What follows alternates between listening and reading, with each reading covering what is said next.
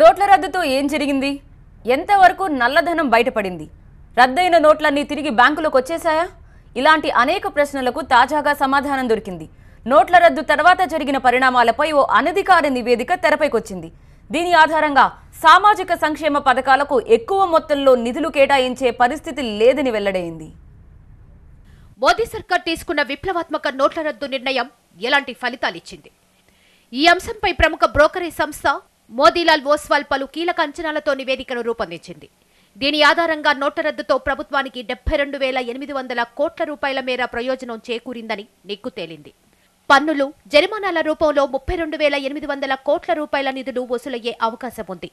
దీనికి తోడు వ్యవస్థలోకి తిరిగి రాని సొమ్ము 40,000 కోట్ల రూపాయలను ప్రత్యేక డివిడెండ్ రూపంలో ఆర్బీఐ ఖజానాకు చేరుస్తుందని బ్రోకరేజ్ సంస్థ అంచనా వేసింది. దేశవ్యాప్తంగా రద్దు చేసిన నోట్ల విలువ 15.55 లక్షల కోట్లుగా అనధికారికంగా నిర్ధారించారు. అందులో కేవలం 3.5% అంటే 40,000 కోట్లు మాత్రమే తిరిగి రాలేదు. మిగతా చలామణి నగదంతా బ్యాంకుల్లో జమ అయింది. ఇందులో తిరిగి రాని 40,000 కోట్లను మిగులు నిధులు కింద ప్రభుత్వ ఖజానాకు ఆర్బీఐ జమ చేస్తుందని అంచనా. దేశవ్యాప్తంగా 28,500 కోట్ల రూపాయల నల్లధనాన్ని ఆదాయపు పన్ను శాఖ వెలికితీసే అవకాశం ఉందని బ్రోకరేజ్ సంస్థ అంచనా వేసింది.